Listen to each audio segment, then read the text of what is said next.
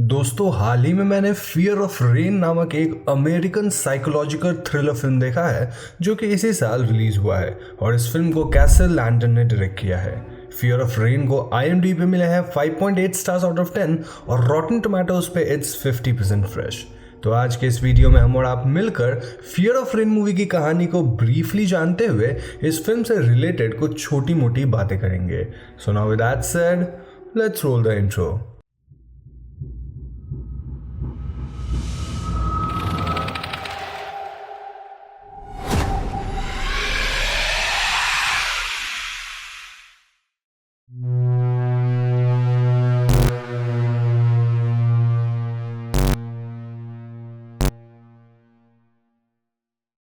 तो मूवी की शुरुआत रेन नाम के एक टीन लड़की से होती है जो फॉरेस्ट में किसी से भाग रही होती है और एक ब्लैक हुडी पहना हुआ आदमी उसे पकड़कर दफना देता है। तभी रेन की आंख अचानक हॉस्पिटल में खुल जाती है जहां उसके पेरेंट्स होते हैं और हॉस्पिटल स्टाफ रेन को सबड्यू यानी कि उसको कंट्रोल करते हैं। असल में रेन को स्किज़ोफ्रेनिया था और जो भी उसने फॉरेस्ट में होते हुए देखा था वो सब उसका हेलुसिनेशन था। हॉस्पिटल में रेन को एक थेरेपिस्ट के पास लिया जाता है जो कहती है कि रेन को मेडिसिन लेने होंगे वरना उसे हॉस्पिटल में इंस्टीट्यूशनलाइज करना पड़ेगा। रेन घर आकर गेस्ट रूम में रहती है क्योंकि अपने हेलुसिनेशन के दौरान उसने अपना रूम तहस नहस कर दिया था। रेन को पेंटिंग का काफ़ी शौक था और अगली सुबह वो अपनी मॉम को देखते हुए उनका पोर्ट्रेट बनाती है जिसके बाद वो स्कूल जाती है। लेकिन स्कूल में सबको उसके बीमारी के बारे में पता चल चुका था और उसके फ्रेंड्स उससे मीनली यानी कि अच्छे से बिहेव नहीं करते हैं। ऐसे में स्कूल में एक नया स्टूडेंट आया था जिसका नाम कैलेब था और वो रेन से दोस्ती करना चाहता था पर उसे रेन के कंडीशन के बारे में कुछ ज़्यादा पता नहीं था। खैर एक रात रेन एक नाइटमेयर देखती है और उसी समय उसे एक विजन भी आता है जिसमें वो अपनी स्कूल टीचर मिसेस मैककॉनल को देखती है जो एक छोटी बच्ची के साथ डांस कर रही होती है। रेन अचानक से उठती है और वो घबरा जाती है जिसके बाद उसके पिता जॉन उसे संभालते हैं। अब मैं यहाँ आपको बता दूं कि मिस मैककॉनल जो कि रेन की स्कूल टीचर थी वो उसकी नेबर भी थी। अगली सुबह जॉन रेन के साथ मैककॉनिकल के घर जाते हैं और उस बच्ची के बारे में पूछते हैं पर उन्हें कोई सबूत नहीं मिलता है। लेकिन रेन को अब भी मैककॉनल पर शक था और बाद में जब वो मैककॉनल को स्कूल में देखती है तो वो हेलुसिनेट करती है कि मैककॉनल एक मॉन्स्टर है और इसीलिए रेन स्कूल के कैफेटेरिया से भाग जाती है। ऐसे में कैलेब वहां आता है और वो रेन को सहारा देता है। रेन कैलेब के साथ अपने फियर्स को शेयर करती है और वो बताती है कि मैककॉनल ने एक बच्ची को किडनैप किया है और इसीलिए ये दोनों स्कूल के बाद मैककॉनल के घर चुपके से जाते हैं। वहां उन्हें कुछ नहीं मिलता और तभी मैककॉनल भी अपने घर आ जाती है जिसके बाद रेन और कैलेब घर से भाग जाते हैं। इस इंसिडेंट के बाद कैलेब डर जाता है क्योंकि उसे पता नहीं था कि रेन की नेबर मैककॉनल है यानी कि उनकी स्कूल टीचर। तो अगले दिन रेन और कैलेब नॉर्मली बाहर घूमने जाते हैं पर रेन के माइंड में अब भी वो बच्ची ही थी। इसीलिए नेक्स्ट डे कैलेब और रेन स्कूल कंप्यूटर से मिसिंग चिल्ड्रन के पिक्चर्स देखते हैं और उसमें से रेन उस बच्ची को आइडेंटिफाई कर लेती है। ये जाने के बाद रेन पानी पीने के लिए वहां से जाती है और स्कूल के हॉलवे में उसे एक क्लासमेट रोती हुई मिलती है। रेन उसे कंफर्ट करने की कोशिश करती है पर वो लड़की उल्टा रेन को ही सबके सामने उसके बीमारी के बारे में भला बुरा कहती है। इस इंसिडेंट के बाद रेन दुखी होती है और कैलेब को पता चल जाता है कि रेन को स्किज़ोफ्रेनिया है पर वो रेन से भागता नहीं बल्कि उससे सिंपैथाइज करता है और तो और वो स्किज़ोफ्रेनिया के बारे में जानने की कोशिश भी करता है। ये सब होने के बाद जब रेन घर आती है तो वो खुद से पूछती है इफ कैलेब वाज रियल क्योंकि रेन को कैलेब कुछ ज़्यादा ही परफेक्ट लगता है और ऐसे में उसे लगता है कि कहीं कैलेब उसका इमेजिनेशन तो नहीं।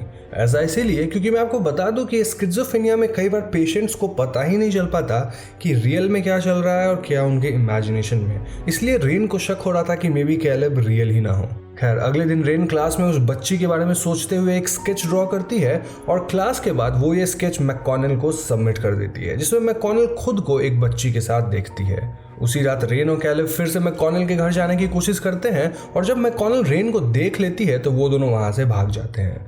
मैककॉनल अब रेन के खिलाफ एक कंप्लेंट फाइल करती है और वो कहती है कि जॉन को रेन को हॉस्पिटलाइज कर देना चाहिए। जॉन गुस्सा होकर रेन को अपने मेडिसिन लेने के लिए बोलता है और रेन भी गुस्से में ढेर सारे मेडिसिन अपने मुंह में डाल लेती है। रेन को ऐसा करते देख जॉन उसे थप्पड़ मार देता है। जॉन फिर रेन से माफ़ी मांगता है और रेन वहाँ से चली जाती है। तो अगले दिन कैलेब रेन के घर आता है और वो दोनों टैरेट कार्ड्स पिक करते हैं जिसमें कैलेब डेथ कार्ड पिक करता है। कैलेब रेन को किस भी करता है और तभी रेन को वहाँ अपनी मॉम दिखती है और रेन कैलेब को इंट्रोड्यूस करती है। कैलेब थोड़ा अजीब बिहेव करता है और वो रेन के घर से चला जाता है। रेन बाद में कैलेब को मेल करती है पर उसे कोई रिस्पॉन्स नहीं मिलता और अगले दिन स्कूल में भी कैलेब एब्सेंट होता है। रेन फिर से सोचने लगती है कि कहीं कैलेब बस उसका इमेजिनेशन का हिस्सा तो नहीं है। रेन अपने थेरेपिस्ट के ऑफिस जाती है पर वो तब ऑफिस में नहीं होती है और रेन वहां से भागकर एक सेमेट्री पे जाती है जहां उसे फिर से हैलुसिनेशंस आते हैं। उसे एक वीपिंग एंजल का स्टैचू दिखता है जिसकी आंखों से खून निकल रहा होता है और घबरा कर रेन घर भाग जाती है। घर में रेन को उसकी मॉम नजर आती है जो रेन को कंफर्ट करने की कोशिश करती है पर रेन अब भी उस बच्ची के बारे में ही सोच रही थी और वो मैककॉनल के घर जाने के लिए भागती है। At this point of time rain अपने मॉम को ये कहते सुनती है कि अगर रेन ऐसे ही करती रहेगी तो उसे हॉस्पिटलाइज कर दिया जाएगा by the authorities. Rain door को बंद कर देती है पर जॉन डोर को तोड़कर रेन के पास आते हैं और यहाँ जॉन फाइनली रिवील करते हैं कि रेन की मॉम 3 साल पहले ही मर चुकी है। जी हाँ दोस्तों, इतने सालों से जॉन सिर्फ रेन के लिए प्रिटेंड कर रहे थे क्योंकि रेन को अपने मॉम के विजन्स कंफर्ट कर देते थे। और दोस्तों इसीलिए कैलेब उस दिन डर कर रेन के घर से चला गया था क्योंकि उसने वहां कोई नहीं देखा था जब रेन अपने मॉम से बात कर रही थी। खैर, सच जानने के बाद रेन टूट जाती है और वो भागकर मैककॉनल के घर जाती है। जॉन भी उसे रोक नहीं पाते और रेन को एटिक में एक विजन दिखता है जिसमें वो अपनी मॉम की बॉडी देखती है। रेन बहुत रोती है और फाइनली अपनी मॉम के डेथ को फेस करती है। इसके बाद वो एटिक से नीचे जाती है और तभी मैककॉनल भी घर आ जाती है। रेन चुपके से कीज लेकर बेसमेंट में चली जाती है पर वो वहां गिर जाती है और उसे दोबारा हैलुसिनेशंस आते हैं। इस बार रेन जल्द ही अपने हैलुसिनेशन से रिकवर कर जाती है और बेसमेंट में एक केज के अंदर वो उसी बच्ची को देख लेती है। जी हाँ दोस्तों, रेन उसे फ्री करने की कोशिश करती है पर मैककॉनल वहां आ जाती है जिससे रेन भी केज के अंदर चली जाती है। मैककॉनल को रेन मिलती है और वो रेन को बाहर आने कहती है। इतना ही नहीं, वो रेन से कहती है कि रेन को उस बच्ची के बारे में किसी को नहीं बताना है पर जब रेन नहीं मानती तो मैककॉनल उसे साइकोलॉजिकली मैनिपुलेट करने की कोशिश करती है। रेन मैककॉनल पर अटैक करती है और मैककॉनल भी फाइट करती है। तभी वहां कैलेब आ पहुंचता है क्योंकि वहां जाने से पहले रेन ने उसे ईमेल किया था। कैलेब मैककॉनल से फाइट करता है और रेन उस बच्ची को लेकर बाहर चली जाती है जहां उसे जॉन मिलते हैं। जॉन फाइनली रेन की बातों पर यकीन करते हैं और वहां पुलिस भी आ चुकी थी। पुलिस बच्ची को प्रोटेक्टिव केयर में रखते हैं जब तक उसके पेरेंट्स का पता नहीं चलता और कैलेब मैककॉनल से लड़ते हुए घायल होता है और उसे एम्बुलेंस में ट्रीट किया जाता है। रेन और कैलेब एक दूसरे से बात करते हैं और रेन को अब यकीन हो चुका था कि Caleb was real. Scene shift होकर रेन को अपने मॉम के ग्रेव के पास दिखाता है और वहां से वो अपने घर आकर अपने रूम में शिफ्ट हो जाती है जिसे जॉन ने रिपेयर कर दिया था। आखिरी सीन में रेन को हम बेड पर देखते हैं और उसे विजन आता है कि उसकी मॉम उसके साथ है, जो ये सिंबलाइज करता है कि उसकी मॉम हमेशा रेन के हार्ट में रहेगी। मूवी यहीं पर खत्म हो जाती है। तो दोस्तों ये थी फियर ऑफ रेन मूवी की ब्रीफ कहानी और जैसा कि आप जान ही चुके होंगे कि मूवी का प्लॉट काफ़ी सिंपल है। इस फिल्म में रेन नाम की एक लड़की स्किज़ोफ्रेनिया से लड़ती है और इसके चलते उसके लिए रियलिटी और इमेजिनेशन में फ़र्क कर पाना बहुत मुश्किल साबित होता है। फिर भी वो अपनी तसल्ली के लिए उस बच्ची को ढूंढती है जब तक कोई उसकी बातों पर यकीन नहीं करता एक्सेप्ट कैलेब, और आखिरी में रेन सही साबित होती है। इस फिल्म में दूसरे फिल्म्स की तरह मेंटल हेल्थ को नेगेटिव वे में पोर्ट्रे नहीं किया गया है, बल्कि डायरेक्टर ने स्किज़ोफ्रेनिया को एक सिंपैथेटिक तरीके से पोर्ट्रे किया है।